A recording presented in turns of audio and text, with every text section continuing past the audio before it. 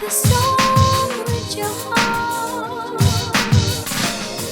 Play the song with your heart. What is good, YouTube? This is your boy Aaron. It's Brian. This is the Courtside podcast, and we are back today, and we're back in the studio. It's been a few months, but hey, new season. Yeah. We got to start it off that way, and Monday. Excuse me. No, it was Tuesday, Monday or Tuesday, whatever it was. It was Tuesday. It was Tuesday. We reacted to Week 1 game. So now what we're gonna do is we're going to give our predictions for the NFL Week 2. We're gonna react to Thursday Night Football, and we're gonna talk a little bit about other sports, specifically college. Okay. So with that being said, let's get to the Thursday Night Football game. A lot to talk about when it comes to that. Unfortunately, Tua went down with another concussion. After watching the game, my emotions were like mixed, a bit furious about a few things, and then just sad regarding Tua and just the state of affairs. Him going down with that concussion again. We saw in 2022 on Thursday Night Football around, I think it may have been either week 3. It was early in the season, like week 3, week 4. He went down with an injury, and it's just unfortunate. And we see it again. It wasn't even like he got, like it was a very like hard hit. Like he lunged forward with his helmet towards Damar Hamlin, of all people, towards like his shoulder pads, his chest. I think it was his chest area, and it rattled Tua. And I can just tell from the flinching of the fingers, I knew it was over.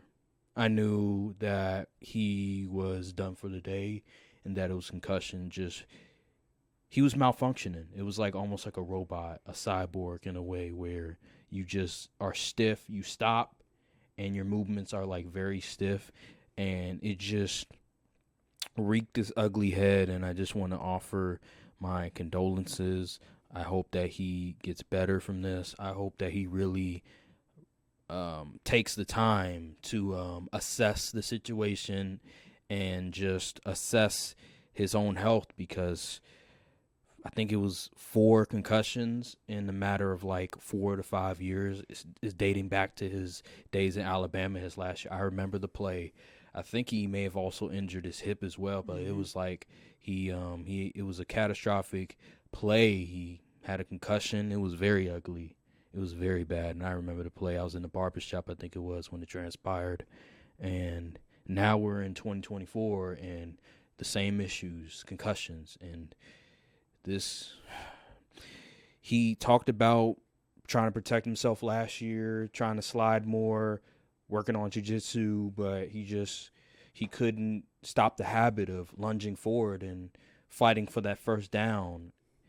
And unfortunately, he paid the price for it, and hopefully he can come back from it in some way. What was your reaction to the Tua injury?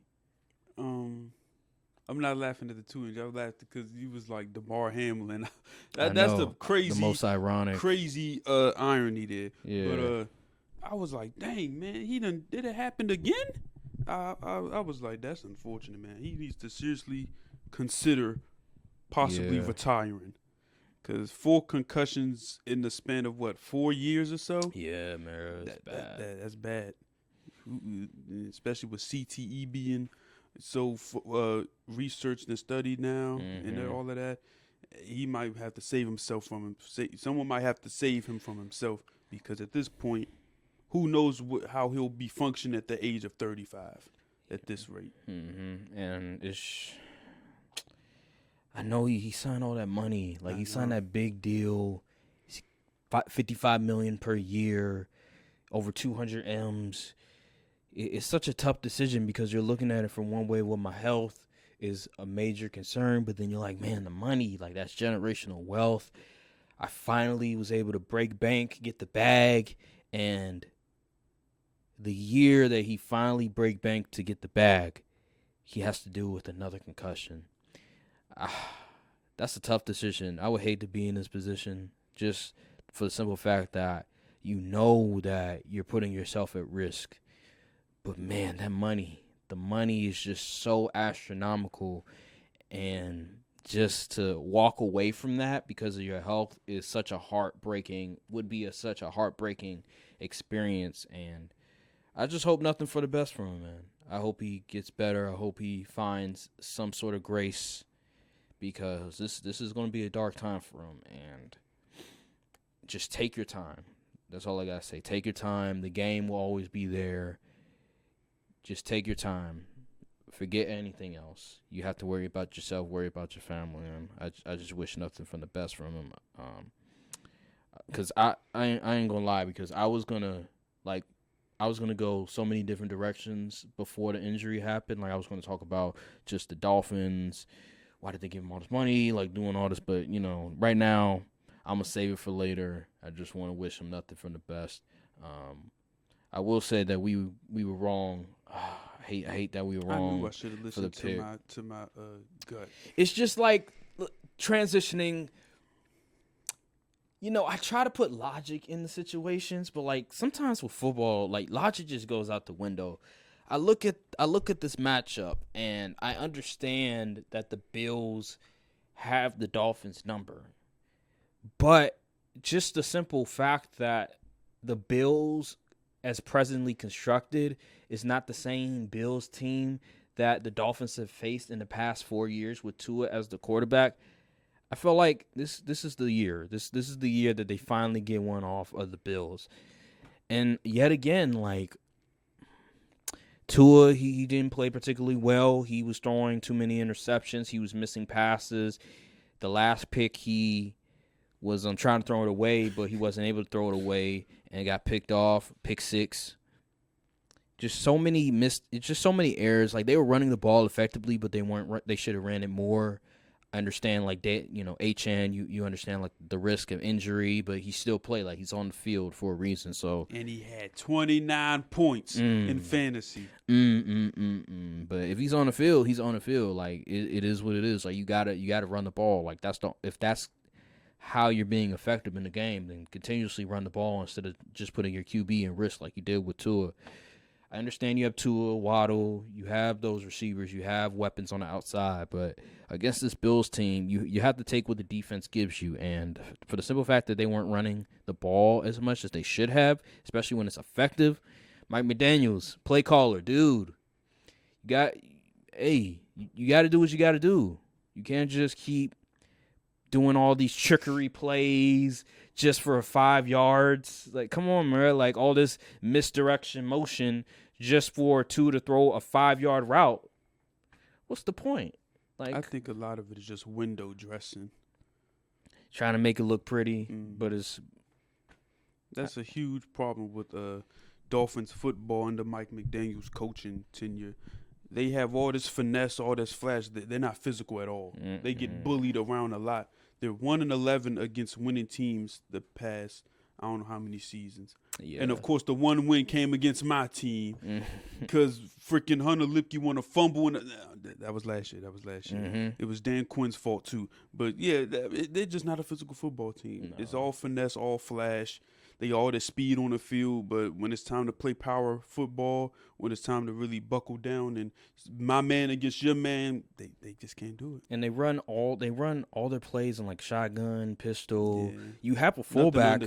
You have a fullback. You could do I formation. You could do single back, but they just elect not to do it. And I just don't understand it. Like, this is not college. This is the NFL. Like, you have to adjust. You have to try different formations besides pistol and shotgun, and they just continuously do it over and over again. Dan Orlovsky pointed to this and how, like, teams, they keep running from the shotgun and the pistol, and you're gonna see losses of yards because you're not at the center. You're not towards the center, and you're putting yourself at a disadvantage.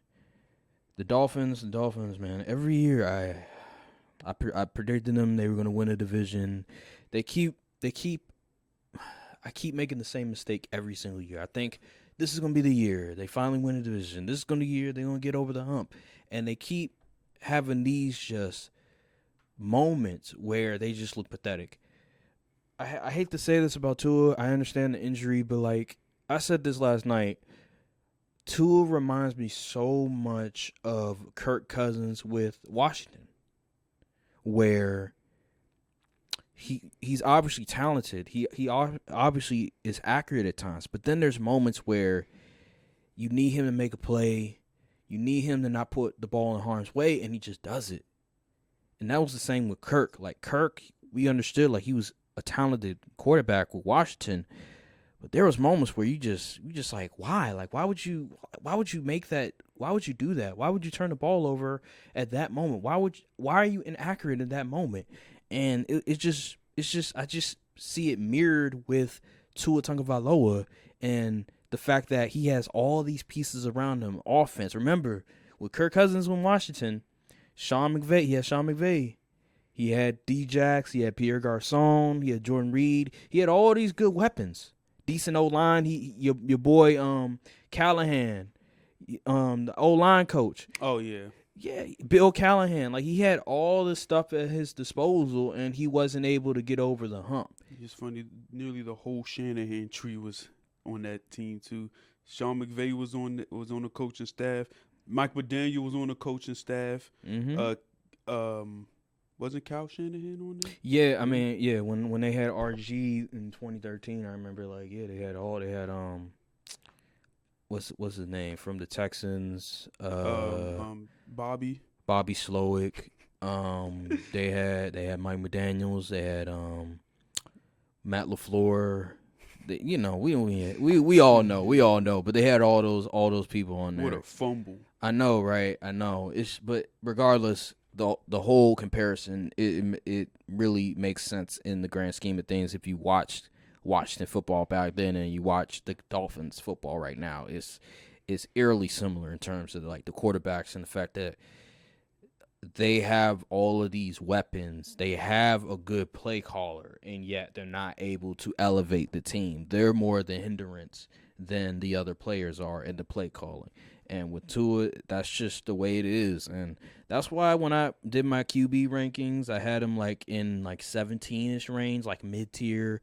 And that's not a bad QB, but like that's not a Q. But when you're around that range, it's more so like, okay, like like you can win games with him, but like I'm not. But it's a low ceiling, and that's what it's high floor, low ceiling. That's just what Tua is, and I know he's dealt with the injury, and I don't want to just ignore what happened, and we're not ignoring what happened, but we're just reacting to the game and what's transpired these past few years with him as the quarterback. They haven't moved forward. They plateaued. They've hit a wall. They've hit a ceiling. And let's say Tua comes back, I just don't see this team doing any better than they did last year. I think they could make the playoffs, but I don't think they win a playoff game. Yeah, I don't think so. No. And that's just the reality. I didn't think the defense played bad. I just felt like Tua's interceptions. When you throw interceptions like that, I don't care how good your defense is. They're not going to be able to hold up for so long. And him throwing those 3 interceptions, putting his defense in harm's way like that, it's gonna hurt the defense overall. And that's what happened. Like Josh Allen didn't even throw for 200 yards. Nope. It was the James Cook show. What, he had like 1 touchdown? He didn't do much. He didn't have to. Yeah. Exactly. We just in sync right there. That game reminded me a lot of that Bills and Cowboys game last year where James Cook just ran all over us. Mm-hmm. Yeah, it reminded me of the Browns and Cowboys game where Dak, all he had to do was manage the game. He didn't put up a whole lot of yards. No. He just relied on the running game, managed the game, don't put the ball in harm's way, and that's that. And the defense was doing their thing. Yep. That's pretty much what happened Thursday night. I thought the Dolphins were going to play a lot better. I thought it would be a lot more high scoring. Yeah. And it just never happened. I will say, H-Chan, what are you going to say?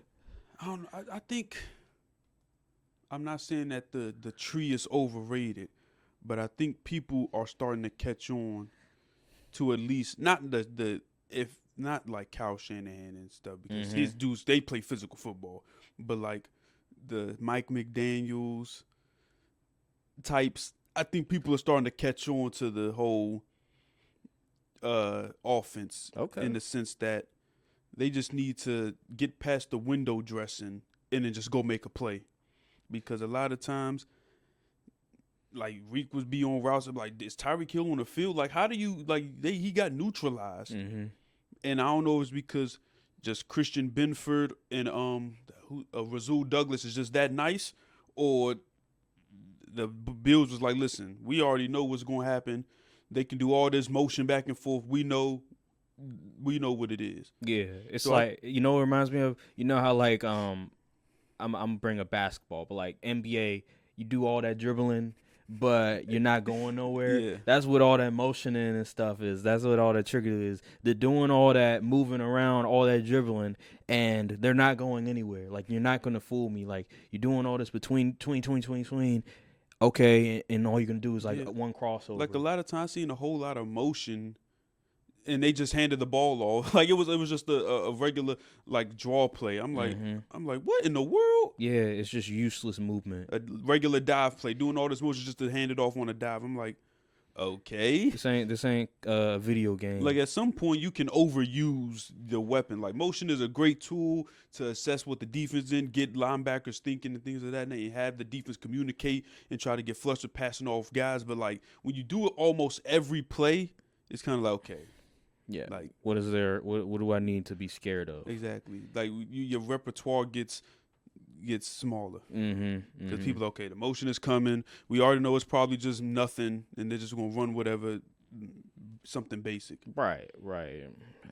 Yeah. Mike McDaniel, he needs to figure something out because your team is soft, brother. Your offense is soft. I'm not gonna say one trick pony-ish, but my God. Teams are figuring out. I think it's also a personnel issue. I mean, think about the biggest dude on the field is 6'3" Jonnu Smith. He's kind of small for a tight end.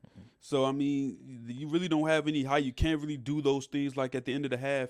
They kicked the field goal. It was 8 seconds left on third down. Most teams would have, I'm gonna take a shot towards the end zone, throw it up, try to throw it up to a guy. They don't have dudes to do that. They don't. So I mean, it's also like a personnel issue in my opinion. I think the thing with the Dolphins is that they prioritize so much on speed that it ends up hurting them in the long run because okay, you prioritize speed, but when you need to like be physical, you can't do it because all you did was prioritize speed. Like Tyreek is obviously a speed demon and one top 2 wide receivers in the NFL, but he's only 5'9", and when you're 5'9", you're very limited on what you can do. Like he can't just throw a 50-50 ball consistently to Tyreek Hill in the end zone and expect that he's going to grab it. Like that's just not who he is. Jalen Waddle, the same thing. He's not that tall either. So who are you going to throw it up to 50-50 ball situation? And also blocking wise, like you need tall receivers. You need those 6'2", 6'3", 6'4" receivers that can help block. And you don't have that. Tight end, you just brought up Jonnu Smith. He's only 6'3". Like I remember Jordan Matthews for the Eagles. Like he became a tight end.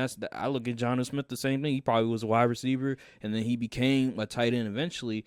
He's only 6'3". Like you need to have a variety of players at your disposal, and they just don't have that. They just have the same type of player, and that's gonna hurt you in the long run. And we saw it Thursday night.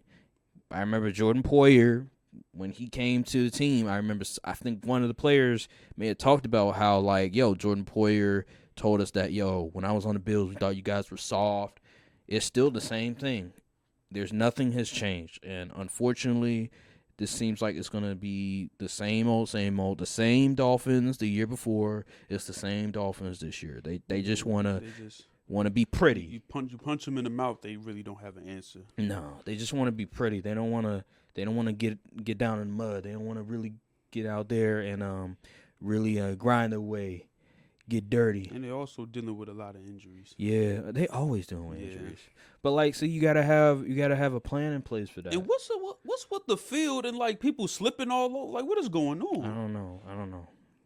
Gotta ask the NFL with that one. It's just a drafting issue. It's a free agency issue. You got to find dudes that can be physical, and right now that's just not the case. Oh my goodness! Why in the world do they think it was a good idea to pay Jalen Ramsey all that money? You know, these owners, these ownerships, these GMs, they get too loyal to these players, and that's just the reality. I saw a stat. They said, now Jalen Ramsey's a good player. Don't get me wrong, but like, he's not the guy. He's not the guy he once was. 5 years Especially ago. dealing with a hamstring injury, Mm-hmm. and you paid him all that money. Then like, okay, he has a hamstring injury.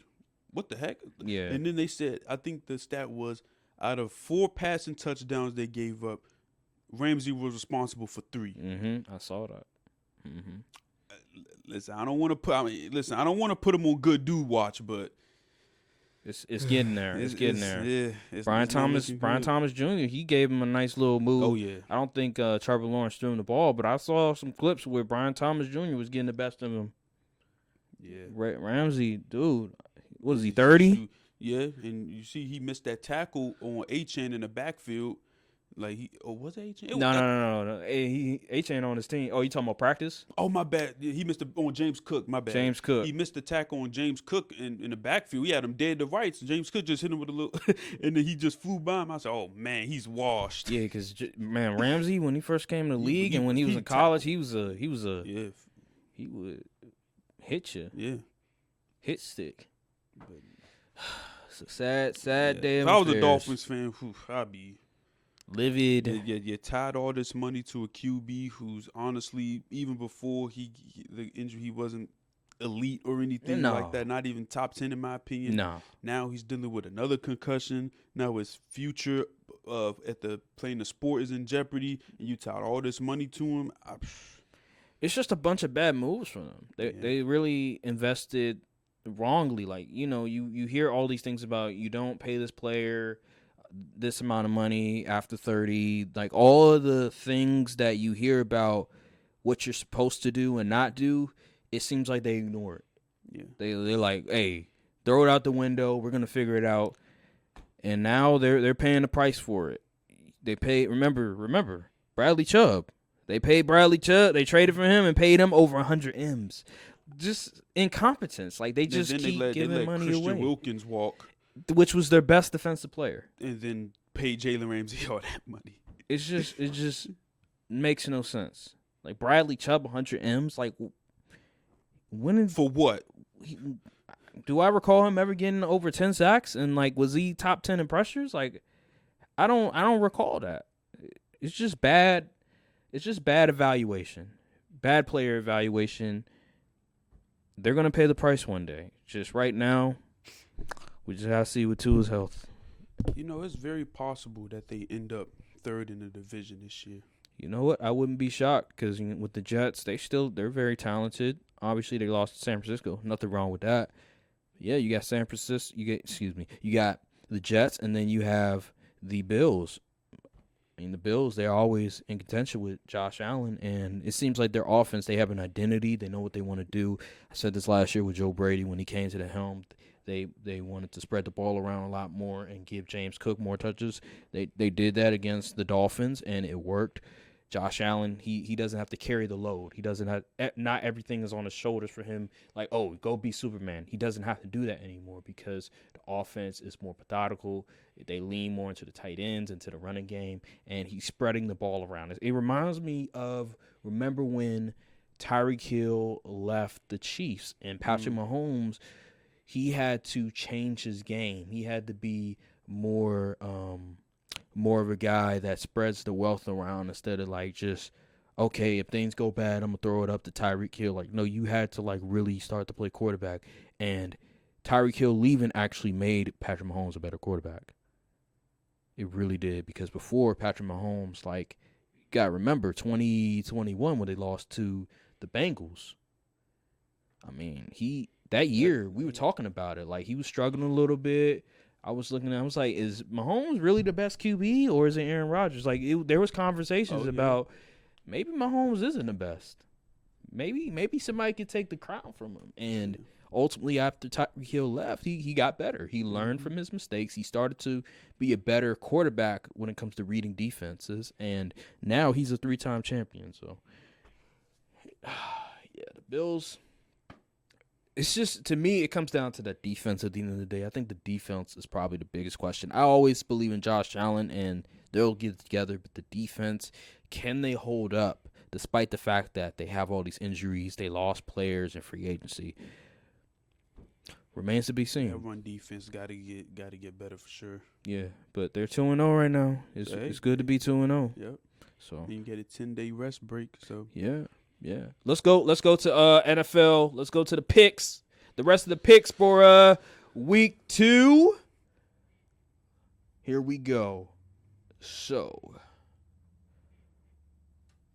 how y'all fantasy teams doing? If y'all fantasy teams doing yeah. all right? I kind of want to bring. Okay. I want to ask y'all a question. How do y'all feel about bonus wins and losses in your fantasy league? Me and Aaron, we against it. We think it's kind of silly, and it kind of defeats the purpose of the randomness of football. Mm-hmm. So, for those who don't know, a bonus wins or loss is a league setting if you finish top 6 in points, you get a bonus win. But if you finish in the bottom 6 or the bottom half of the league, you get an extra loss. Mm-hmm. So, for example, last week I lost and finished in the bottom 6. So instead of just being 0-1, I'm 0-2.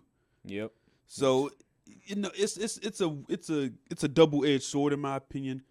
I'm not a big fan of it personally. I think you just play head up. If your opponent scored low and you score low, but you happen to win, that's just football. Yeah, it's just football. Like, imagine if the NFL was like, you only won 10-7, you get a loss too because your opponent wasn't that good. Like, what? That doesn't make sense. Yeah, I agree with you.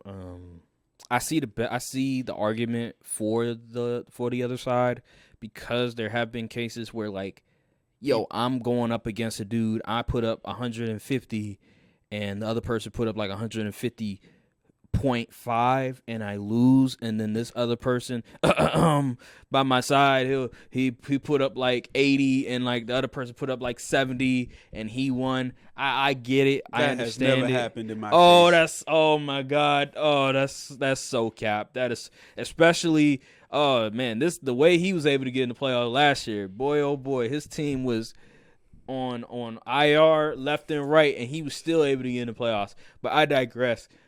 I don't like the idea, because just the simple fact that you lose 2 games because, one, you lose to your opponent and you're not in the top 6 in scoring. I'm not a fan of that. Like, wins, losses, a win and a loss, it's so, there's so much to it. Like, just one win and one loss is big. Like, maybe if it was like a half loss or a half win, I can understand. But a whole loss, a whole 2 losses is crazy. Because if you think about it, if you lose 2 games and you finish in the bottom 6, but you 0-4, your season pretty much over. Yeah, and like, let's say, let me say this.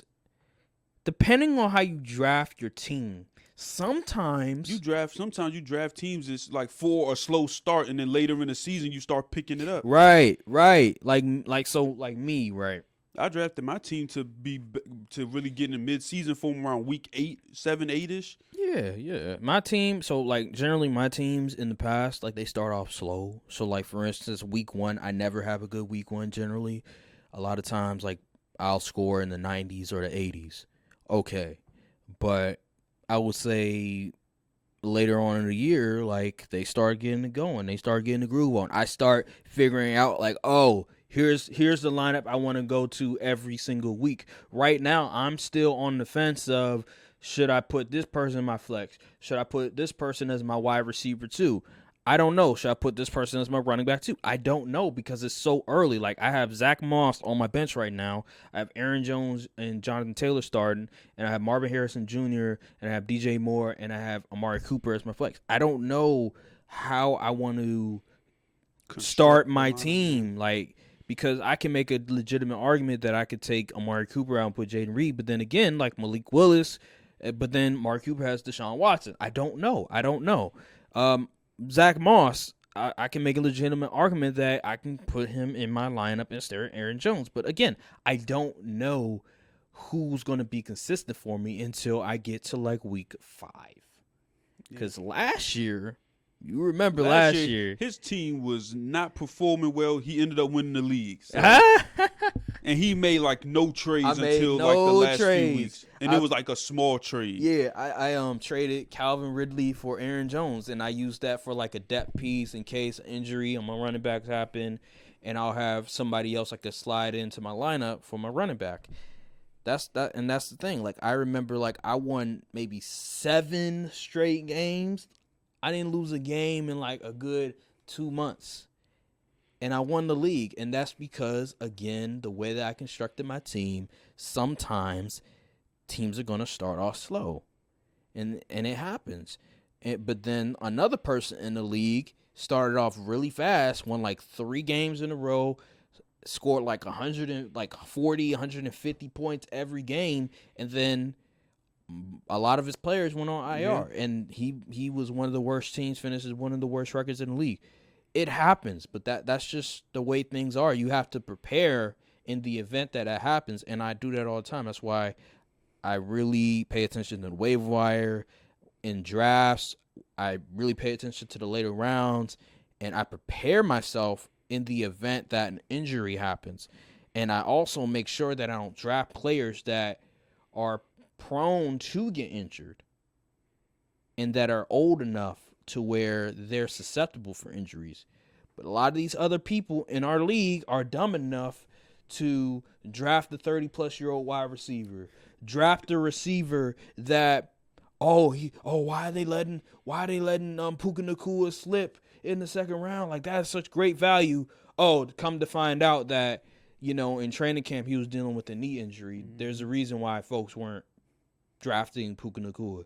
Because he's dealing with knee injury. And guess what happened?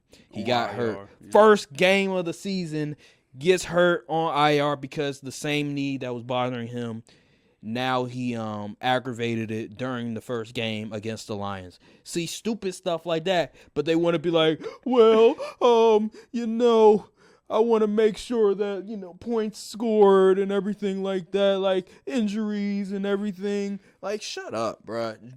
Draft's better. Draft smarter.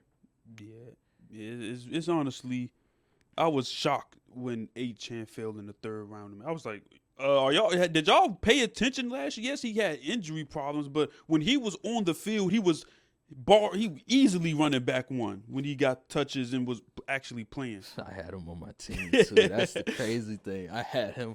I was in my bag last year in the draft. I drafted Achane and Njoku.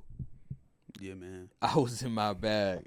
Almost every pick I made, I was in my bag. But it was like they didn't like go off until later on. Like Achane, he came in after like an injury. Yeah. Mostert got hurt or something like that. I knew of Achane like because I watched fantasy football. I watch all of these like analysts break stuff down, and they said, "Hey, stash Achane on your bench just in case." But he was like RB3. So I was like, ooh, no, he was actually RB2, excuse me. But he got hurt.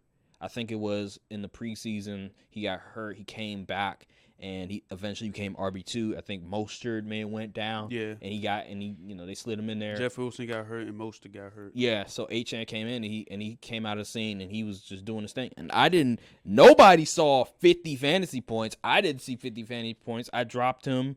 I thought, RB3, do I really want to? And then, wreaked his ugly head. I still won my league, though, but David Njoku, too. Like, I didn't, he wasn't doing much with Deshaun. And then Joe Flacco came in, and he just became one of the better tight ends. Like, I can't predict that stuff. Like, that's something you can't predict. But I'm just saying, I drafted those 2 guys. Like, I was in my bag. My biggest question mark with the fantasy people this year, they were so high on Drake London. I'm just like, I didn't see it. I didn't see it.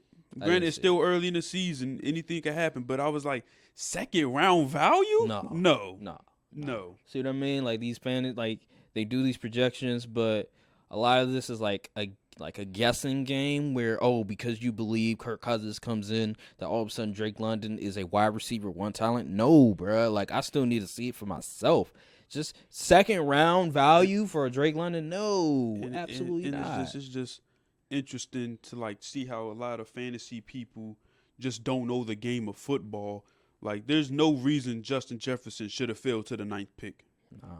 That's who I drafted. First and foremost, Sam Darnold, he's not a trash can. No, he's a solid backup QB. And a lot of people don't realize, they think if a QB out the gate isn't good, that he's never going to be good. Like Geno Smith, literally, it took Geno Smith almost a decade to put it together.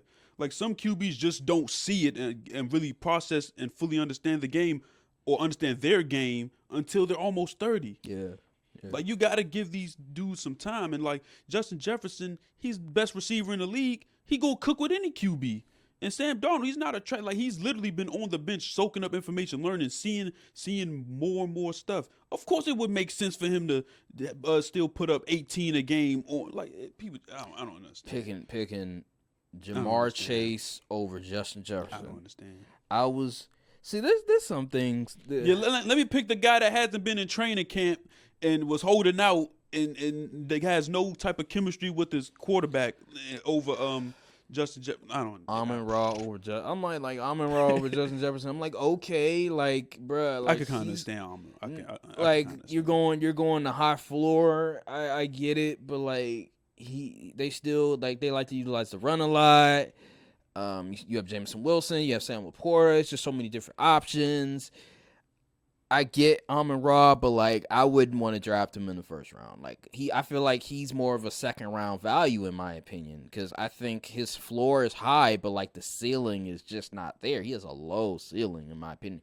He'll finish in the top 10, but like a first round talent, I'm thinking, yo, he's gonna finish in like the top 5 for me. Like I want him to be like a league winner. And I look at Amon-Ra and I'm like, in that position. You know who failed that probably really shouldn't have? What? Saquon, yeah. He went like 8. Yeah. I wasn't too high on Saquon. I wasn't either, but shoot. The way they 3 utilized touchdowns. him, I was complete shocked. I was expecting, because I didn't expect Kellen Moore to like use his running backs in the passing game much. No. Because he hasn't really done that in the past. So No, I was shocked at how good he was against the Packers. I didn't think he was washed or anything, but like, oh no, I knew he was gonna be good. Watching the tape, I thought like, oh, he lost a step in like explosiveness. I knew he was still gonna be good because the Eagles' whole line is still particularly good, even without Kelsey, but not like this. Like he came out, he looked like the best running back in the league week 1, and that completely shocked me. But I'm not mad at having Jonathan Taylor. Yeah. And honestly, the first 4 picks of the draft, kind of a crapshoot. Yeah, Tyreek. You had CD. You had CMC. CMC, and CMC went in the top 4. I think went 5. And someone drafted Amon-Ra like Brees Hall. I think Brees Hall. Bijan. I think Bijan went 4. Bijan. I think he had a decent game. Yeah, no, Bijan's a good. I would have drafted Bijan. Me, but CMC, I'm not too. Yeah, whoever had the number 1 pick, you had some. I would have went CD. I would have went CD. Yeah, he's too safe of a pick. I'm going with the safe pick on that one. Even though he's coming back, didn't do much training camp, but like he's been relatively healthy. And the thing with the Cowboys is that they move CD around a lot, which I like. Like I like when teams move around their best wide receivers. Like if you're just gonna have him at one side of the field, then I'm a bit like, ooh, I don't know how I feel about that. But when you move him around, like put him in the slot, put him in the outside, I'm like, that's somebody I want to invest in. And with CD, he's one of them dudes. He's one of them ones. Oh yeah, one of them ones. He's better than Jamar Chase. He's a top 3 receiver in the NFL right now. Like I would definitely go with CD, but hey, it is what it is. All the things that need to happen in the first round happened, and I was able to get my guy. I just hope that he's able to. I hope that Shane Steichen really puts a point of emphasis on giving Jonathan Taylor the ball and trying to minimize the amount of passing attempts for Anthony Richardson, because it looks pretty. All those deep ball passes looks pretty, but you're not going to win many games trying to do that consistently. You have to give the ball to your best players, and Jonathan Taylor is your best player. Give him the freaking ball. Stop playing around with that. Like you had Miles Sanders. And if you're gonna throw the ball, at least get him involved in the pass game. Jonathan Taylor can catch the ball. Yeah, it's just dumb. It's just dumb. Let's go. But let's go to these NFL games. picks. Quick little fantasy talk. But let's go to the games. So first game on the docket, my team versus the Colts. Here's the thing with this game, and here's why I'm gonna pick the Colts.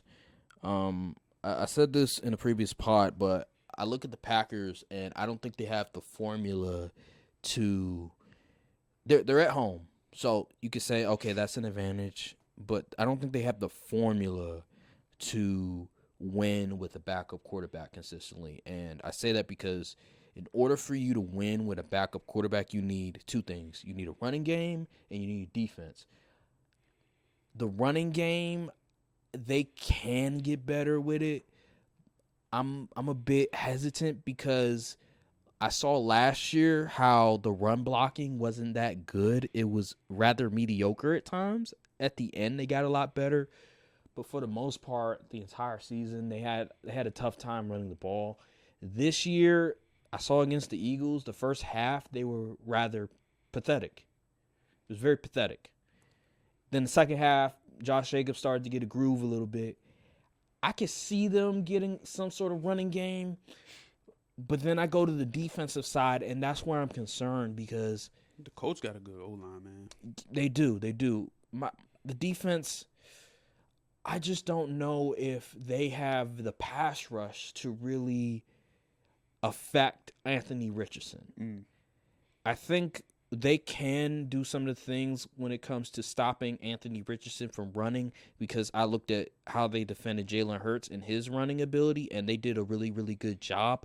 But how are they going to stop the run? Because this has been a common theme for the Packers for the past 10 years, honestly. Not being able to stop the run. And they haven't addressed it yet. They still had problems with trying to stop the run against the Eagles. And I'm looking at this team very similar. Not obviously, the play calling is going to be different because Shane Steichen, Kellen Moore, they do a lot of things differently. But in terms of the personnel, you could say very similar. How are they going to be able to stop the run? How are they going to be able to stop big plays? Because they were giving up so many big plays. That is true. Can Jair lock in? Jair, where are you at, bro? Gosh, did you see that graph with the cornerbacks? I did not. Jair, he was on though. Yeah, I know. Yeah. I don't even need to see a graph to know that he was bad. Dude, we need you to lock in. It's not like you had like a major injury or anything. Like, you got to lock in. This is what you wanted. You wanted to follow the best receiver. You wanted to play man-to-man. You wanted to play press coverage. Here's the opportunity. And you didn't live up to the bill against A.J. Brown. All right. Okay, it's A.J. Brown. Here's the opportunity again against the Colts. Can you do your job? Can you lock up the best receivers? Pittman. Come on now. We got to do something. And I'm not confident that they can consistently do that. I'm not confident Jair can consistently do it. And that's why I have the Colts winning this game. I just have the Colts winning this game because 2 words, Malik Willis. And it's just that simple. The Colts, they was red hot. They actually had a pretty good performance against the Texans, took it down to the wire. And if a couple plays went a different way, they would have won that game. But I'm going to expect them to carry this momentum into next week, going against the Packers. Packers are down to QB. LaFleur said something about Jordan Love. Listen, he ain't playing. It's BS. Yeah, he ain't playing. To him. He's going to be out for at least 3 weeks. Yeah, he's not playing. So I'm going to go Colts. Okay, that makes sense. Keep it simple. Yeah. All right, Raiders and Ravens. I mean, we don't have to really talk about much. Huh? So only favored by 2.5. Well, y'all are home, so yeah. Home team gets 3 points. It says Indianapolis are minus. Yeah, like you said, they're minus 2.5. That's a little low. You know what? That would be a good game to bet. Yeah, because that's a little low.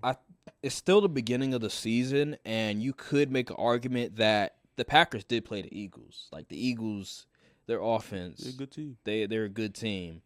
So you could make a legitimate argument that they could find a way to win this game. Colts, there's Anthony Richardson. He still hasn't started a whole lot of games. So let's go to the Raiders versus Ravens. I mean, we don't have to really talk much about this. Yeah. I think the Ravens Ravens are favored by win 9 this points. going away. Yeah. I feel like they should be favored more.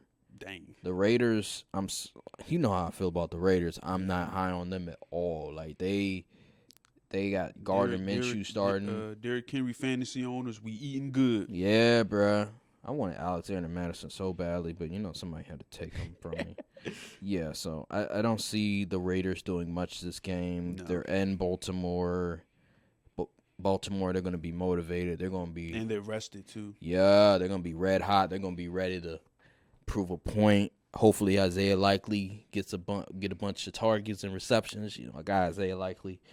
And I just think the Ravens just prevail. Yep. All right, let's go to the Browns versus Jaguars. I have the Jaguars winning this game. Yeah. I just think these are two bad offenses. Just bad. He's just bad. These are two bad offenses, but I feel like the Jaguars, they're much better. They have a much better quarterback, and I don't trust Deshaun Watson.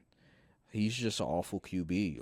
And let's not forget, when the Browns are home, one of the best defenses in the league. On the road, they were one of the worst defenses. One of the on worst. The league. Points allowed. Yep. Yeah. So, and the Jaguars' defense was actually really, really good against the Dolphins. It's just the offense was, for whatever reason, not able to get it going in the second half. Like only 7 passing attempts for Trevor Lawrence.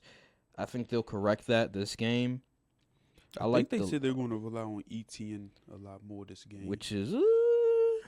I mean, the Browns' run defense wasn't all that great last week. No, it wasn't. But, I mean, when the offense is just...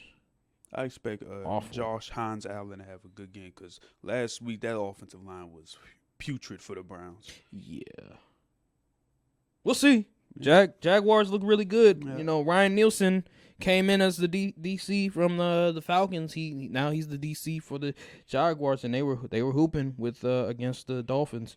I think they'll do the same thing against the Browns. I just don't see Deshaun Watson really doing much this game. Yeah. Let's go to the Jets versus the Titans. I hear a lot about must win for the Jets. This is definitely a must win. Like I know it's the second game of the year, but they have to win this game because you're trying to establish a culture. The Jets don't have a culture. Like they're perennial losers. They haven't won anything in the past 15 years. They have to set the tone. How do you set the tone? You win games like this. You got to beat the Titans. The Titans are not a good team. They lost to the Chicago Bears. Caleb Williams had 93 yards passing. Yeah. The offense was just pathetic. Will Levis was bad. The offensive line for the Bears wasn't able to do much, and they still won the game because Will Levis was throwing ducks out there. He was throwing some of the worst interceptions you could ever do for a quarterback. Quarterback one-on-one. I know one thing. If you're a QB, if you're a high school, college QB, do not watch Will Levis tape. It's bad. And for people that thought, oh, Will Levis, he's gonna be good this year, you're fooling yourself. So give me the Jets this game. I think they're gonna bounce back. Yeah, give me the Jets. I think they covered the 3.5 points too. Honestly, that defense is gonna get after Will Levis. Good luck trying to complete passes to Calvin Ridley against Sauce Gardner and them. So. Yeah, and then DeAndre Hopkins, he's dealing with an injury. They're not going to have him playing a whole lot, so it's just not good for the Titans right now, man. It's just ugly. 49ers versus Vikings. I think this game will be more interesting than people think. I believe Sam Darnold. He used to play for the 49ers. He was the backup. But I'm going to go with the 49ers this game. I just think they're too good. They're too talented. Yeah. Brock Purdy. Shoot, without CMC, they were still able to do whatever they wanted Jordan against Mason, the Jets defense. They are going to be on the road, but I don't think it's going to matter. I think they travel pretty well. I think the 49ers will be ready, and I have them winning this game. Yeah, I'm going to go 49ers too. Yeah. I just hope Jettis can get his game off. I hope Aaron Jones can get his game off too, against this team. Man, I know it's gonna be difficult, but at least try. At least try. Get some receptions in the passing game. Something. Yeah. Chargers versus Panthers. Oh, I'm gonna go with the Chargers on this one. The slate this week is honestly not very good. No, it's not. I'm gonna go Chargers on this one. I'm gonna go Chargers. Yeah, I just think Panthers looked horrible last year. You let the Saints put up 47 points. Are you kidding me? Yeah, Clint Kubiak, he is one of them Shanahan tree coaches, but bruh, y'all couldn't do nothing to stop these dudes. Yeah, so here's the thing with the J.K. Dobbins, he's prime for J.K. Dobbins owner. Yeah, he gonna have a great game. Yeah, starting off week 1 like that as the Panthers is just a very bad sign. Bryce Young, he wasn't able to do much. He was turning the ball over. He was missing some throws that he probably want back. It was just a bad Sunday for them. Losing to the Saints like that, a rival, is just egregious. You can't do that.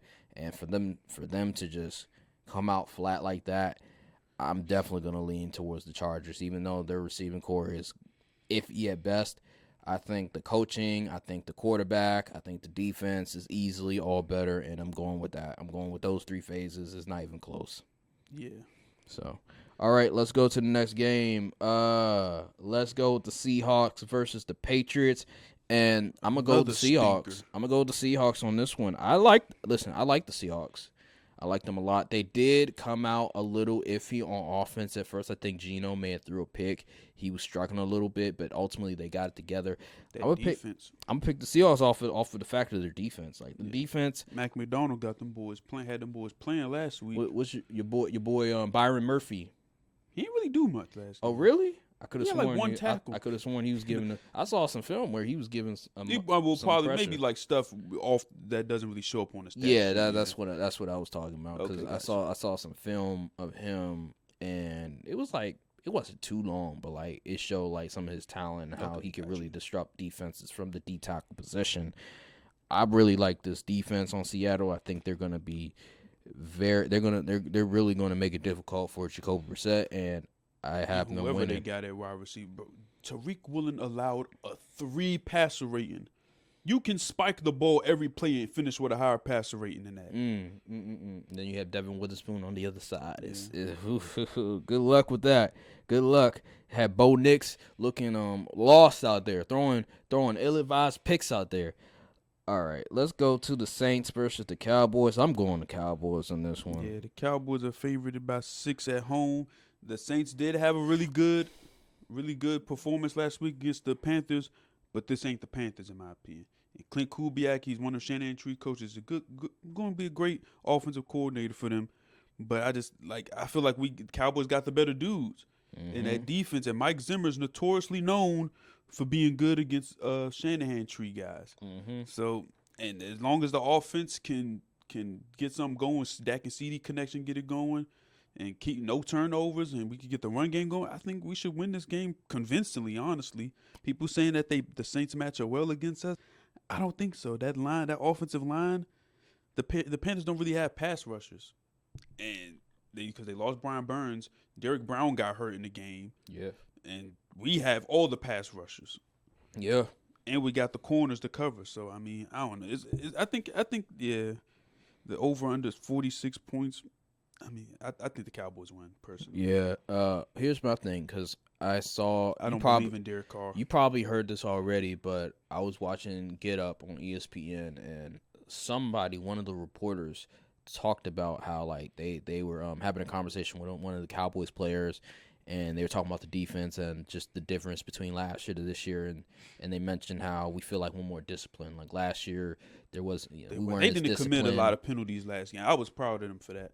One of the players like we weren't as disciplined as we are now. We're more accountable of certain things on that defensive end, and you saw it against the Cleveland Browns and just how they were super locked in. They were making tackles. They weren't allowing certain things to transpire. Integrity. Yeah, so players doing a job. The Saints, they're gonna have a long day against them. I do think this game, it could end up being closer. It could be competitive. Yeah, I think it's gonna be competitive for the first 3 quarters. I just want to see more from the Saints. The Dolphins look just completely different than what it was last year. Last year was atrocious, and they got rid of the offensive coordinator, thank God, and they brought in a Kubiak guy, which is anybody with the last name Kubiak, you already know what to expect. You already know it's going to be good. And transform this offense. Chris Olave wasn't even able to get his game off, and he still was able to score. Yeah, exactly. So, all right, let's go to the Giants versus the Commanders. Hey. This is an interesting game. See, for all the wrong reasons. Here's the thing with me. So we talked about the Bills versus Dolphins and how like just trying to be logical, but there's certain matches where you have to throw logic out the window. This game, got other teams' number. This game right here, like I know Daniel Jones is a bottom 2 QB, but the Commanders haven't won a game against the Giants since 2022. I mean, even with Daniel Jones. So do I just throw logic out the window? I get that the Commanders are going to be at home, but like with what I saw with Jaden Daniels, if they're at home and they're only favored by 1.5 points, that's not good. It's not. Like, do I like what I saw with Jaden Daniels in week 1, bro? He really do. Like, first of all, oh my goodness, Cliff Kingsbury. And we try to tell you, Commanders fan, Cliff Kingsbury was not the goods. Y'all ain't want to hear. Y'all said this coaching staff was elite. It's all-star coach staff. Bull crap. Cliff Kingsbury does nothing. I mean, nothing special on offense. I mean, dang, where's the motion? No. Where's the difference? Looks like the receivers just line up and play for. They play like it's Madden. I see more motion than Madden. They just line up and just go. It's like really head-on football, real 1990s like. It's terrible. You know, I'm gonna go with the Giants this game.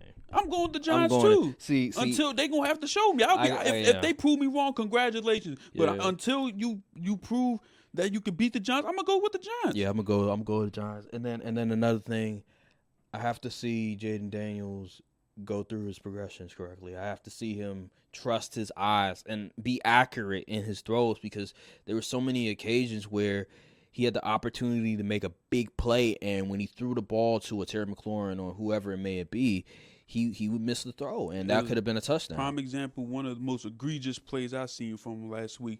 There was I don't know what the coverage was on the defense, but I know that on offense it was a PA double post.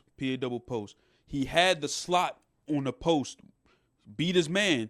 He was ready. I was like, he should have threw it here. He should have threw it here. And by the time it looked like he was kind of ready to throw it, he couldn't step up in the pocket. It was a D lineman coming up. I was like, man, you got to let that go. You got to pull the trigger, like I said before. The clip I showed y'all, the play action play where Terry beat his man up the middle. If he just trusts his eyes, he was looking at him. If he just trusts his eyes and just pulled the trigger, he would have had Terry for possibly a touchdown. Yeah, touchdown. And there was another play. It was a little quick little catch throw to the tight end. Tight end ran a curl. He was open. He saw him wide open, said, and threw it to a nearly double covered receiver. I'm like, what? Yeah. I don't know. Yeah, man. He needs to trust his eyes. He needs to trust that the guy's open and just pull the trigger. And a lot of times, like, it was a couple plays I felt like he wasn't looking for it. He was looking to see if he could run. Like, it was this one play, it was to the left side of the field, and it was like, is he even looking for a receiver? It's like he's looking for Green to run. I don't know. And then another thing, I think this this offense doing him a disservice, in my opinion. You know, it's funny because they're not making it easy for him. The NFL, when it comes to rookies, they don't really give highlight to offensive lineman, because how is Jaden Daniels the rookie of the week, offensive rookie of the week? It makes no sense to me. Fuaga had like a 90-something grade. Joe Alt had held Max Crosby to no pressures. Come on, man. Like, we got to stop this. He was not good. The film says he was not good. Just because he racked up like 90-something rushing yards. People looked at the completion percentage and the fact he didn't throw an interception like the other rookie QBs. They were like, well, might as well. It's all good. Like, oh, he scored, 20 points in fantasy. Oh, yeah, he was really good. Like, no, he wasn't, bro. Like, he was not seeing the field at all. I can make a legitimate argument that Bo Nix was better than him, even though he threw 2 picks, because at least he was kind of seeing the field. This man wasn't seeing the field. Well, he was seeing the field, but he wasn't trusting his eyes. You know, it just blows me, bro. All right, let's go to the Bucks versus the Lions. I think this will be a better game than what I think it's people gonna be give 7.5. credit for. I don't see it. I would love. Oh man, I think like Baker almost won the game, or at least tied the game versus the Lions in the playoffs. Like it was a competitive game for the most part. I still go with the Lions though. Their trenches. I just think the thing with the Lions that they have that we talked about with the Dolphins. They're a physical team, Yes, and they're also a finesse team. They They'll run don't. the ball, power football. David Montgomery getting into that backfield. You know what kind of football is being played. Jahmyr Gibbs come out. They can either still power run or they can even get some stuff out the backfield to him. So there's a lot more versatile offense than the Buccaneers, in my opinion. And there's no wasted movement. They're not out here trying to do a bunch of moving for nothing. Everything is with a purpose, and I like the Lions. I like their offense. Although Ben Johnson, he screwed over the Commanders. I think it'll be a shootout. But, you know, he's a good play caller, and I expect him to win this game in a close game, and I like it. That's a good 1 o'clock game. Yeah. It's a really, really good 1 o'clock game. Let's go to the Cardinals versus the Rams. That Rams defense is putrid, man. They only held, what did they held, the Lions 27? Huh? Yeah, I'm remember when the Rams, they played the Lions last week on primetime, remember? Oh, yeah. And it's a division game. Yes. They're going to be on the road. No Puka Nacua. But they nearly beat the Lions. Yeah. If Stafford didn't throw that pick in the end zone. And if the defense just didn't get crushed by the run game in that last drive. I got the Rams, low-key. I got the Rams. Kind of an upset, but I got the Rams. Arizona's only really favored upset? it's Arizona's favorite -1. But I'm looking at the mid level. It's saying Oh, it's the line is even. yeah. Oh, I'm gonna go Rams. Honestly, I think they just the Cardinals defense is horrible, man. I don't think they're gonna stop Cooper Kupp or Kyron Williams at all. Yeah, I'll go with the Rams. I think their offensive line is okay. And the Cardinals, they don't got no pass rush. No, they don't. I think the Rams offensive line is okay. They still have Puka Nacua. They have Kyron Williams. They have a good. Steve Avila is hurt. I forgot. Yeah.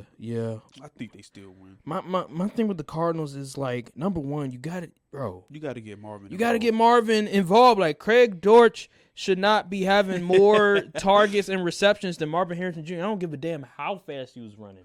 He was drafted number 4 for a reason. You have to give him involved. That's not on Kyler Murray. That's on the offensive coordinator, like Kyler said, and I agree with him because, again, all you can do is here's the play call, and you're going through your progressions. And if Marvin Harrison Jr. is not your first read, then there's not much you can do. Like, you're not just going to force the ball to him. So I understand what Kyler is saying. They need to figure out a way to get him more involved. He's 6'4". He's very talented. He's just too good to not give him the ball. Like, you drafted him number 4 for a reason. And for God's sake, figure out a way to get him the ball. Get him the ball early. Like, this is what I don't like about, like, some of these teams. And Tom Brady alluded to this. When you have a great player, when you have a really good wide receiver, you want to get him the ball early so you can get the confidence going. Like, get a quick little, like, you don't even gotta be little crazy. 3-yard, 4-yard route. Come on. Not like get the buddy ball started early. I know that's what Dak and CD, Mike McCarthy is. We going to CD early. like they don't have any RPOs. Like, come on, bro. Like wide receiver screens, just give him the ball. Let him make a play early instead of just 2 targets and one reception. Come on now. Like, you got to do something about that. And hopefully this game they can get him involved. I don't think they win unless Marvin Harrison gets the ball.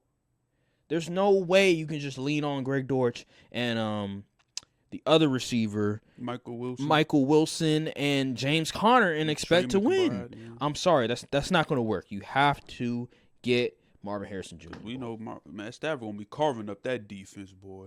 Yeah. So let's go. All right, we both have the Rams. Let's go to Steelers versus Broncos. I think the Steelers are on the road, That is true. and I know they beat the Falcons, but they didn't score a touchdown.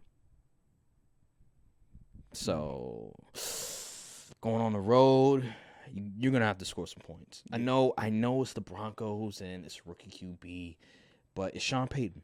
You can never underestimate a team where the head coach is Sean Payton because he's gonna scheme some stuff up. He's gonna do some different things. What's his name? Bo Nix Nix didn't have a great game. They still had 20 points. Exactly, and again, I said this. I think Bo Nix, out of all the rookies, although he threw 2 interceptions, I felt like he was the least overwhelmed out of Caleb Williams and Jaden Daniels, and that's partly because of Sean Payton. He was calling different plays. They were being more conservative.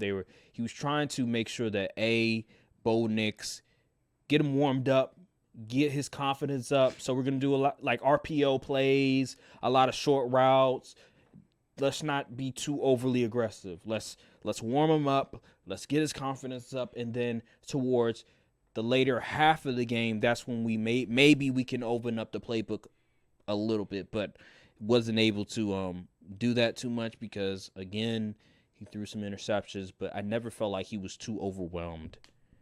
I think Steelers have to be very careful.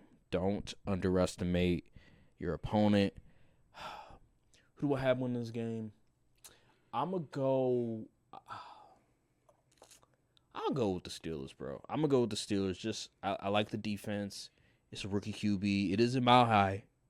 But Mike Tomlin, good coach, good defense. Yeah.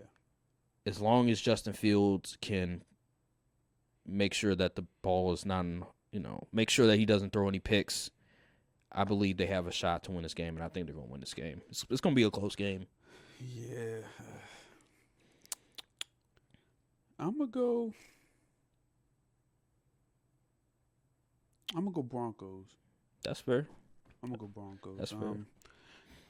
Something about this game just kind of iffy to me. Like, it's easy to pick the Steelers because they have the defense and the offense.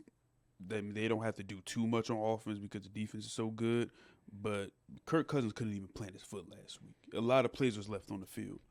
At least with Bo Nix, he ain't have a great performance against that Mac McDonald defense. Mm-hmm. But I'm gonna go Broncos. Broncos probably went off like a game-winning field goal or something. That could be true. You might be right about that. Yeah, I wouldn't be shocked. I mean, this is a coin flip for me. I mean, Pittsburgh. They actually was crazy. They have Pittsburgh -2.5 on the spread, and they're going on the road, which is, that's very interesting. I mean, I didn't think Pittsburgh was that good, but Broncos is +120, which isn't terrible. That's odds. actually not a bad bet. If you're somebody that gambles and you want to gamble on something, this game. No, Bo Nix is a rookie QB, but this is not a bad game to place a bet on. This seems like one of them ones that I'll take a chance. Will be on George Pickens. Mm-hmm. Yeah, so let's go to the Bengals versus Chiefs. I have a lot of thoughts on the Bengals. Beginning of the year, Bengals terrible. I offer if I'm going with the Chiefs. I'm going. Come on. It's not even a question. Cam Taylor, Britt, you running your mouth, talk about Xavier Williams. Just stop. Why do y'all keep talking? Every time y'all play the Chiefs, y'all just start running your mouth in the media. Is it just okay to be like, he's fast, he's a young nice good player. He's a nice player. We're gonna see if he could blah blah blah. Like I don't understand. Y'all haven't earned the right. No. To talk, because last time y'all seen them, they whooped you behind and won the Super Bowl and went to win the Super Bowl. So I mean, I don't know. Mm-hmm. Yeah. Respectfully. So, yeah. Here's my thing with the Bengals. It's a new offense. You're gonna have to mix some things up. You have to mix some stuff up. You can't just keep having Joe Burrow and shotgun and expect him to be Superman. Like, come on, bro. You got to do something. Especially when he's dealing with his wrist, even though he said the wrist isn't affecting his ability to throw, but come on now. I think another thing, they have to rely a little bit more on Jermaine Burton. I mean, he's fast, and one of the things that I think Dan Orlovsky pointed out is that they're not that fast as a team. Like, they lack speed. Outside of Jamar Chase, they're kind of slow. And Joe Burrow, so as a quarterback, you have different. You have 3-step drop, you have 4-step, 5-step, 6-step, 7-step. When you're getting into your drops, whatever, by the time you're done, the route is supposed to, your first Develop by read then, is supposed to open up by then, and if not, then you go to your second read. Well, with the Bengals, that's not the case. Like they don't have the requisite speed for him to like time everything. You know, it's a rhythm thing, it's a timing thing, and they seem like they're out of whack. Like there's no timing on anything, and the defenses, the Patriots were able to key in on everything. It felt like they knew exactly what they were trying to do. Just watching the film, I didn't think Joe Burrow was the reason why they lost. I didn't think Joe Burrow cost them. I just think the scheme just wasn't up to speed. I feel like they need to change some things up, and it's so weird because every year this is like the case early on in the season with the Bengals, where the offense just seems to struggle.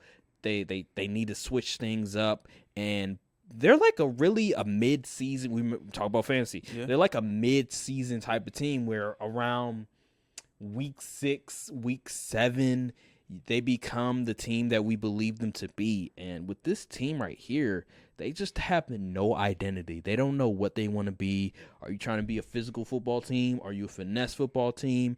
I look at the personnel and I feel like they could be a physical football team, but do they want to commit to that? You bring in Zach Moss, he's a physical running back, and then you have Chase Brown, who's more of that speedster, that more catch out of the backfield. Are you going to utilize those running backs more? I don't know. Like there's still question marks when it comes to the offense. Jamar Chase, I ain't gonna lie to you. This might be a hot take. I think he's one of the most overrated wide receivers in the NFL. I really do. Name me, after his rookie season, point to me where he's had a season close to his 2021 season.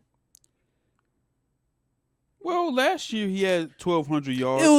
It's okay. It's okay, but I hear all the time Jamar Chase is top 5. Jamar Chase is in the discussion as one of the best receivers. I need to see it more. I need to see it more consistently because there's so many games where Jamar Chase is non-existent. You know who that sounds like? Amari Cooper. That's who that sounds like to me. I don't think Jamar Chase should be in the conversation with CD, with Justin Jefferson, with Tyreek Hill. I don't think he's in that conversation. I think he's in the next tier. I have to see it to believe it because too many times when he's going up against top corners, your boy Trey Diggs, where is he?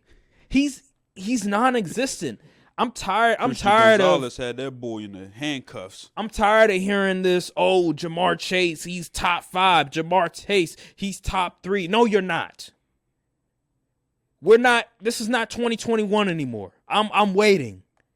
Show me on the football field consistently. I see it sometimes, but not consistently. I'm waiting, Jamar. Where are you at? You want to get paid more than Justin Jefferson, but you're not putting up Justin Jefferson's stats.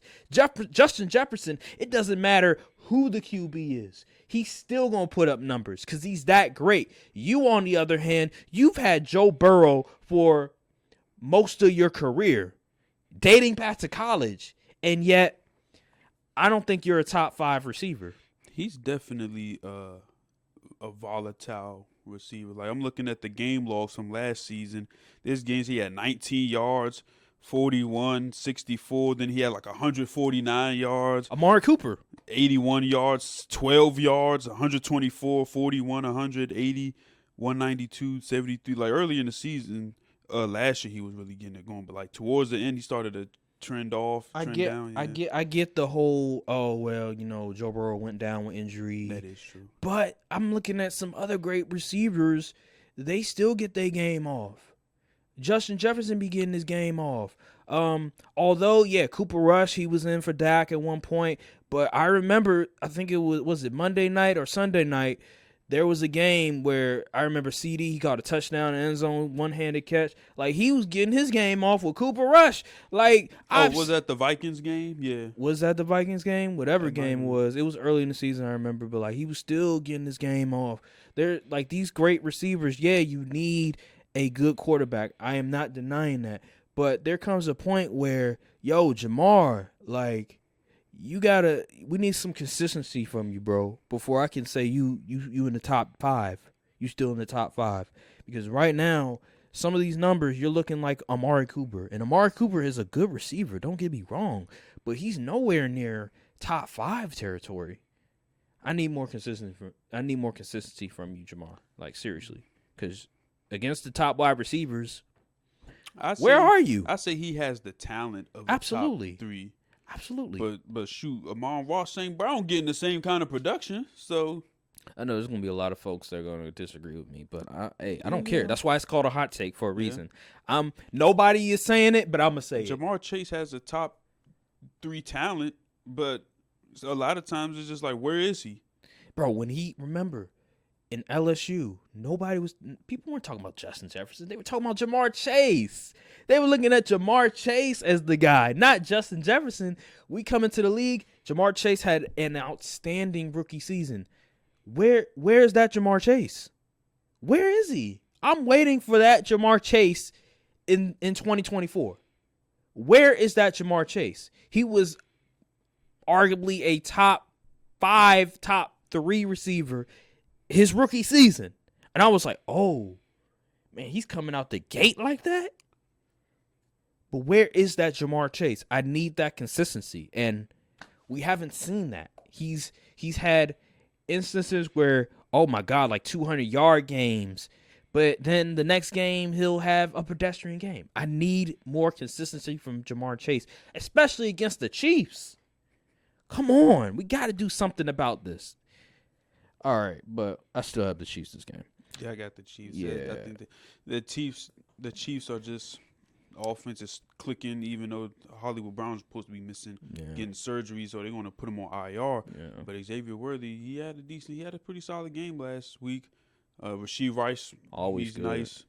They ain't even have to use Travis Kelce all that much.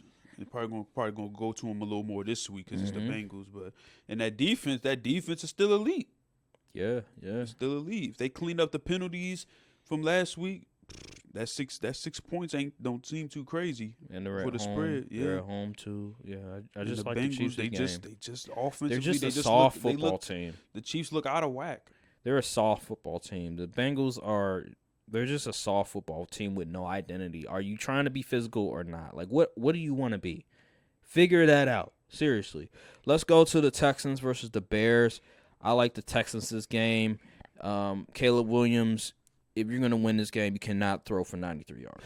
You have to throw for 200 yards. You can't put the ball in harm's way. You have to make those passes. Like, you have to make those throws. Like, you cannot have an open receiver and just mistarget them. That just cannot happen at all. And the center position for the Bears, you have to hold up. You cannot just keep getting bullied up the middle. The guard play as well. I said this last week. I'm going to say it again. The offensive line is shaky, and Caleb Williams, you have to do a better job being accurate from the pocket. And I don't think he's going to be consistent. And it's prime time. This is 8:20 game. Oh boy! So everybody going to be watching this game. Sir. I like the Texans. I know I will. Honestly, I wouldn't be surprised if the Bears pulled this out. I'm gonna go Texans though. I'm gonna go Texans on the road. Listen, the key to the Bears, they have a good defense, right. And Jalen Johnson is a fantastic corner. He's a dude, but Stephon Diggs and Nico Collins and that Tank is true. Dell It's a lot of dudes. It's a lot of dudes to cover. Dalton Schultz. There's a lot of the Bears got a good pass rush now, but I'm still go Texans because I think Texans they just have, especially on offense, they have more playmakers. And last week the Bears could not get the run game going. You got to be able to get the run game going against the Texans. Yeah. And if you can't get the run game involved, plus Keenan Allen's dealing with a heel injury, no Rome Odunze this game. Yeah. It's gonna be a tough task, man. That's why this game is honestly why I'm benching Caleb Williams in fantasy this week because I just can't trust it. I'm gonna go with the Texans though. I'm gonna go with the Texans. I don't think it's going to be like a super high scoring game for the Texans personally. I think they'll get like 25 points, something like that. Yeah. But yeah, because the Bears' defense is really honestly really good. But yeah, man. It's gonna be Caleb. When you got to show your stuff, man. You got to show why you're the number one pick. Yeah, you're right. You're right about that. Let's go. Last week was a shocking display. Yeah. Last game on the list, we have the Falcons versus Eagles. This is an easy one too. Eagles. Yeah, Eagles. they're Not at even. home. I don't even need to really dissect this one because Kirk Cousins on Monday Night Football is a travesty, and That he is can't move true. around either. Give me the Eagles. Yeah. Like what is the spread? Eagles Minus 6.5. They covering that. Man, They're covering what? that. Man, I'm going. Hey, if I'm betting this game, Eagles give are me covering 10. Give me 10 points. Mm. Give me 10. No, give me 14. It's gonna be one of those games. Yeah, I think Eagles cover easily. It's gonna look bad for the Falcons in my opinion. The mid level is plus 230 for Atlanta. It should be plus 500. It's gonna be one of them games. Mm. Yeah. It's Kirk Cousins on prime time on Monday night against the Eagles. We saw what happened last time on prime time when he was with the Vikings. It was ugly. Give me the Eagles easily in a wash. You know that basketball NBA talk corrupting your mind. You called the money line the mid level. You trying to say mid level exception? You called the money line mid level. I See, mean, that's money what that line. NBA. That's what that NBA. That's what the Lakers do to you. Oh man. my God! Because They don't go out and get no stars. You gotta be focused on that mid level exception. We screwed up the mid-level exception. So Rob Pelinka screwed up the mid-level exception so many times for us that it's reached my vocabulary. Yeah. See? The money line is plus 230. I would put it. It should be 500. Honestly, that's how I look at it. So yeah, that's the NFL picks. Those are our picks for the week, and hopefully I can get over 50% on my picks this week. I'm trying to get 70%. Yeah, 70% sounds good. It's gonna be an upset one of these games. I just can't really. That's why I picked the Broncos because I was like, there has to be an upset. Yeah. It's always the least expected. I think the upset candidates, personally, Commanders, Broncos, and Commanders, Broncos. Maybe the Browns. I don't know. Maybe the Browns. The Cardinals have a shot. I mean, it's even odds. That's not really. Oh, that's not. Okay. Titans maybe. I was going to say Titans. I'm like, maybe. man, Will Levis played horrible. He did, but the Jets, they still trying to find they way too. So, all right. What's this? Ooh. Okay. Oh, what happened? Nah, it's just the report saying that Malik Willis is expected to remain Packers QB for the next several weeks. So that means Love ain't gonna come back for a good minute. Yeah. So yeah, season's pretty much over. Nah, if bro, I keep telling you, like, if the defense is not gonna if the defense is not gonna be good, if it's not gonna be good, then the season's over. Like, you cannot win games with a backup QB unless you have the running game and the defense intact. The way the Steelers and their motto and their formula, that's how the Packers should be with Malik Willis. But we don't have that. Until I see some semblance of that, the season's over. Like, several weeks. You know what several is? That's 7.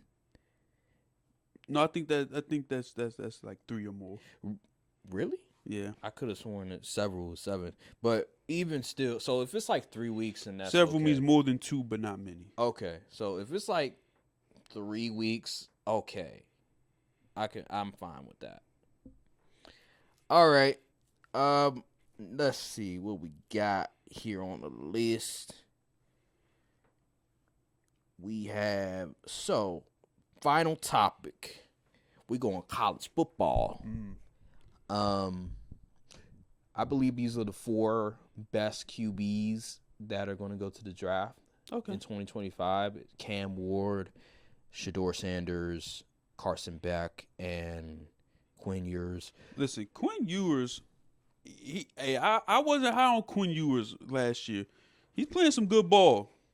He's playing some good ball this year. I can't even lie. So, your opinion, just give me your thoughts on these 4 QBs. How do you rank these 4 QBs, and Honestly, who would you want at, like, let's say the Cowboys need a quarterback, who would you want the Cowboys to draft as your next quarterback for the future?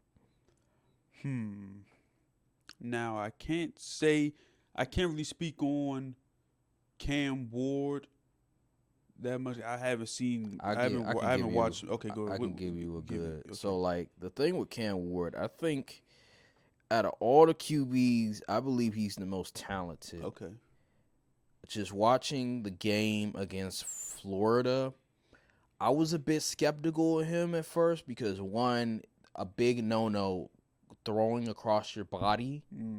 That's a big no-no. But he's so gifted that he can just do it on some Mahomes type-ish. He has that ability like Mahomes where he can throw across his body and be accurate. But he was doing it so much during that game. And he was so cool, calm, and collected. Like, it didn't bother. And I'm like, huh?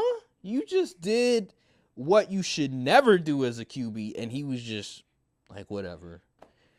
With Cam Ward, he can run, he can scramble, he can improvise, which is great. I need to see more of him in the pocket and in structure. And I need to see what he does when there's a lot of pressure. But what I saw against Florida, I was very impressed. He threw a bad interception because he threw the ball. He threw, across his body, which is a no-no. But he got it together, and he was dialing up that defense. He is easily the most talented.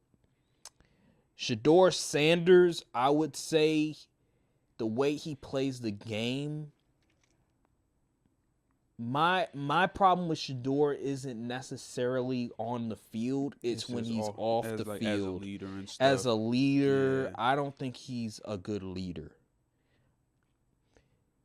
I was watching a video of it was during the off season. It was Cam Ward and Shedeur Sanders because they both work out together during the summer. Yeah, I see that and too. There was like a clip. I don't know how much to make of it, but you can tell the difference in maturity between Cam Ward and Shedeur in terms of how they approach things. Like Cam, he was like, dude, you were late, yada, yada, yada. And Shedeur was like, hey, I'm going to get my workout, whatever it is. And I can just tell the difference in maturity between the two.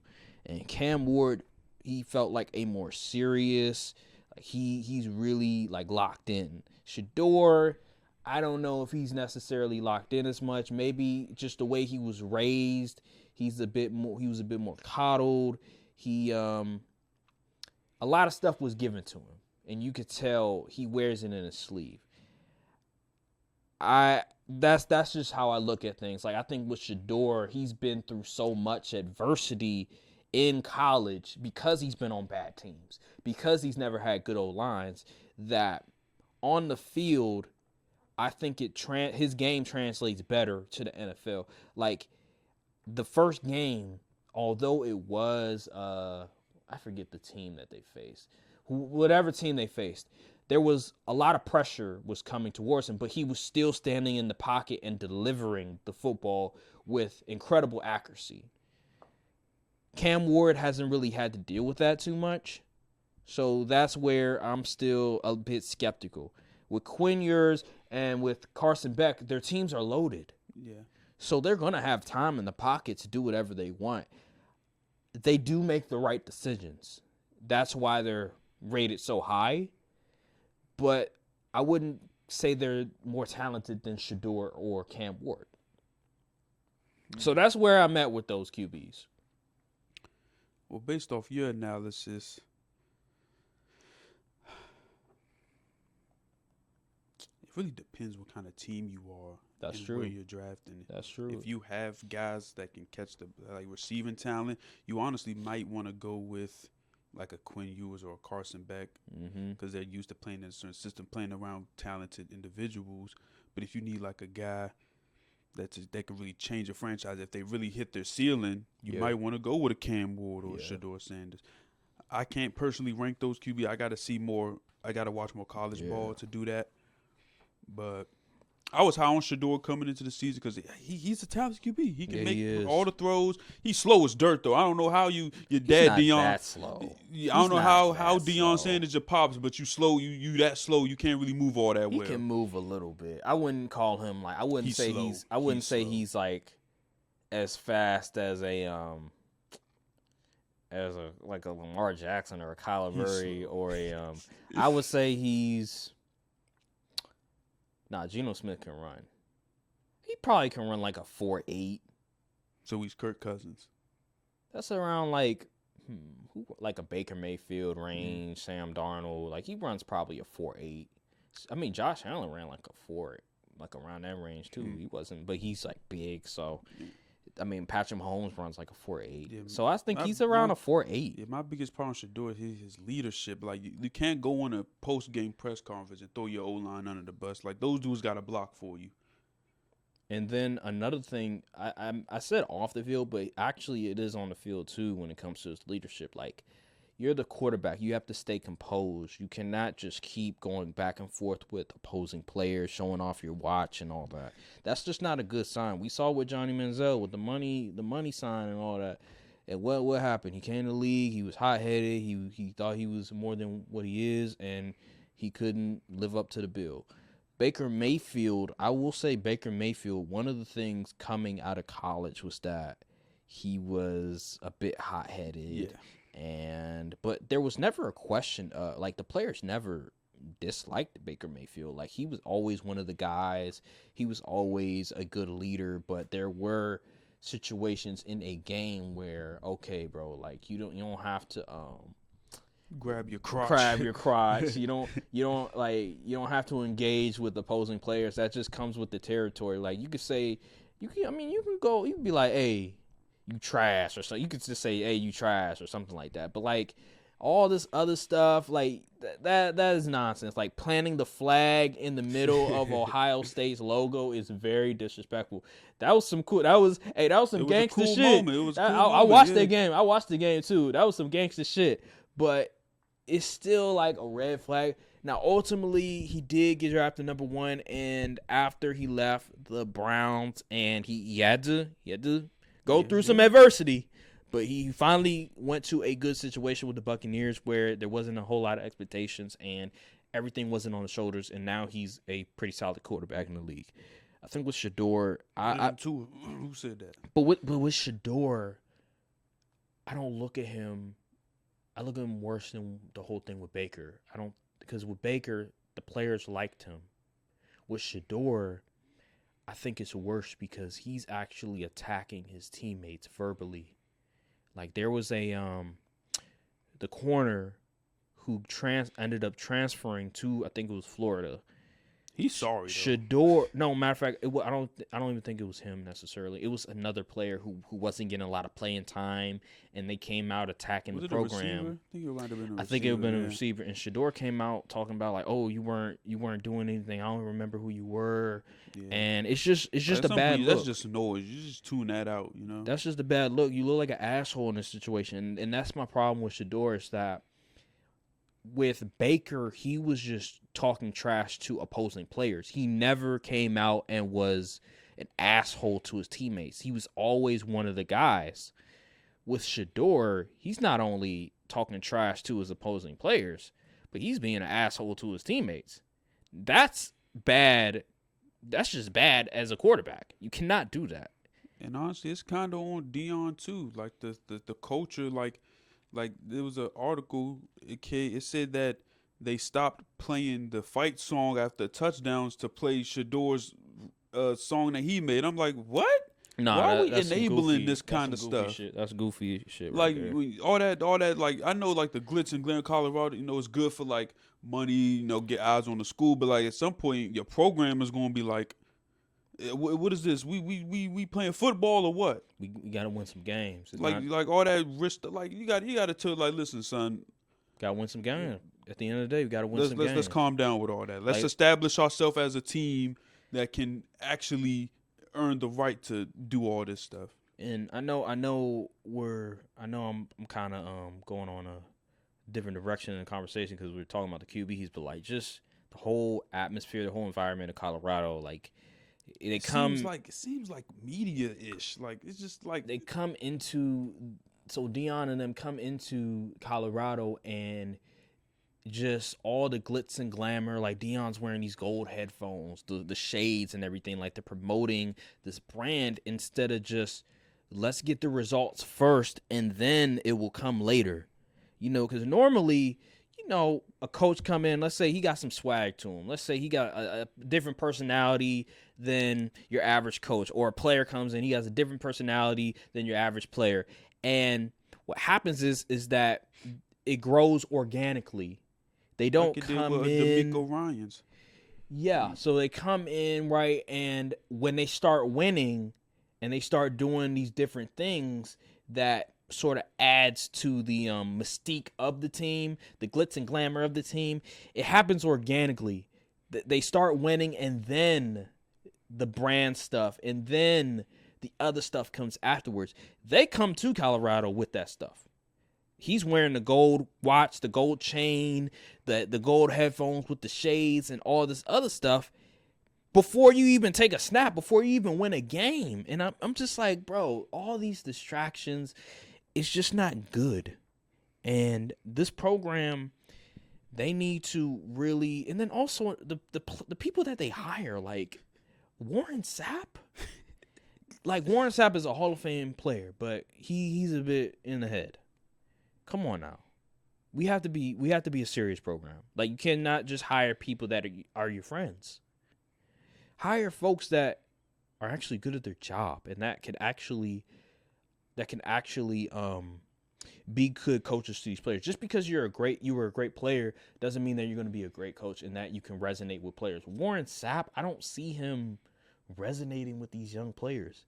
Like he got in an argument with, I know this is a bad example, but like him and Cam Newton went back and forth over some bullshit. Like this is Warren Sapp. Like Warren Sapp he's a bit on his rocker. Yeah. And him, you see the fits he be putting together, you know that man ain't right. He's like Rasheed Wallace. Like him and Rasheed Wallace are a bit on, you know, their brains are out there. Their brains are a little scrambled. And I wouldn't want them as an assistant coach. These are just some of the things that Dion has done over the years, and I just don't like it. Maybe in an HBCU it works, but you're in a Power 5. This is different expectations. You're in the Big 12, and you're trying to resurrect a program that hasn't been good since the 90s. Yeah. You need to button up and be professional instead of having all of these distractions. You have all of these newspaper publications in Colorado calling you out about different stuff, and you're going to be in your feelings over it. You got to ignore that stuff, man. Like, so what? I understand some of the stuff can be a bit personal, but you have to ignore that stuff. You're just going to have to tune it out. Don't read it. Didn't he also say, like, before, like, they not doing NIL? Like, how you expect to get recruits? No, that's bullshit. That's bullshit. He's lying. They're doing that a lot. I don't know. I just feel like the whole Colorado thing is definitely a short-term thing for Dion. Yeah. Once Shador gets drafted, he probably might be out of there. He may stay for 1 year after just to be like, okay, look, guys, I didn't immediately leave, but after that, he's out of there. Yeah, he's out of there. He knows how to promote stuff. I know that for sure. He's really put a lot of eyes in Colorado. He put a lot of eyes in Jackson State, which is great. And he won a lot of games there. And I think what he did there was a positive because not only were you winning, but you put a lot of eyes and you were successful, and all the other stuff came into it, the glamour, the branding. That makes sense because you're winning. You've established a culture. But with this team, you're starting from the bottom. When you're starting from the bottom, you're going to have to change things up. You cannot bring the same sort of culture to Colorado from Jackson State. That's just not going to happen. It's a Power 5. It's a Power 5 team, and you're in a Power 5 conference. These teams are no joke. The talent is significantly different than HBCU teams. I know. Yeah. I hate to say it, but it's just the true. truth. It's just true. It's the truth. And for him to just believe that he can do the same exact thing that he did in Jackson State and it will translate itself to Colorado is just dumb. It's just foolish. And that's why they're probably going to lose again. They're probably not going to make another bowl game. They're not going to make another bowl game. So They might win 4 games again. yeah. Yeah, it sucks. All right, man. Well, back to the QB conversation. I agree with you. It does come down to what type of team you have. And it's just right now, I can't really rank them. But I will say that these are the 4 best QBs, in my opinion. Ward, Ewers, Beck, Shador. Those are the 4 best, in my opinion. Then you have the QB from Penn State, who then you have Dylan Gabriel from Oregon. You know, like you have all these other guys, but these are, in my opinion, these are probably the 4. These are going to go. Good. These 4 are going to probably go in the first round. Yeah. Where they're going to go remains to be seen, but these are the 4 best. All right. Is there anything else we need to talk about before we get out of here? No, I don't think so. All right. Recording for a minute. Make sure to like, subscribe, comment down below, hit the notification bell, follow the socials as well, and we will see you guys on the next episode of Courtside View Podcast. Thank you guys for watching, and peace. Salute. Just let me be.